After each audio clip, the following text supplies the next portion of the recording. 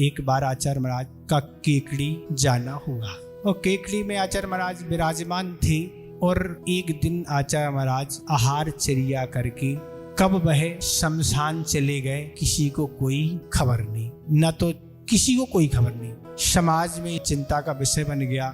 छुल्लकों से पूछा दो जी कहाँ है, वो कहते हमें नहीं पता कहाँ है। और सारा समाज चिंतित था। सारी समाज के जो वर्ग थे वो उन्होंने जाके आस पास खोज की, पर देखा कि मरघट में ध्यान लगाए हुए यूं बैठे हुए समाज के जो प्रबुद्ध वर्ग थे वह पहुंचे और उन्हें आचार्य महाराज के समीप जाके बैठ गए और वार्तालाप करने लगे। अपन क्या करें, हम बताओ, अब क्या आचार्य महाराज ध्यान में हैं, अपन क्या कर सकते। तब एक उपाय सभी ने निकाला। एक स्लेट पर एक मैटर तैयार किया। उस स्लेट पर एक मैटर लिखा, आचार्य महाराज ये स्थान उपयुक्त नहीं है और समाज बड़ी चिंतित है, इसलिए आप जल्दी से ध्यान से उठ के आप धर्मशाला चले। और स्लेट पर मैटर बना के आचार्य महाराज के सामने रख दिया। आचार्य महाराज तो ध्यान में है, कोई मतलब नहीं, कौन आया कौन गया पता नहीं। जब भी बीच में आचार्य महाराज की दृष्टि उस स्लेट पर पड़ी और स्लेट पर मैटर पढ़ के आचार्य महाराज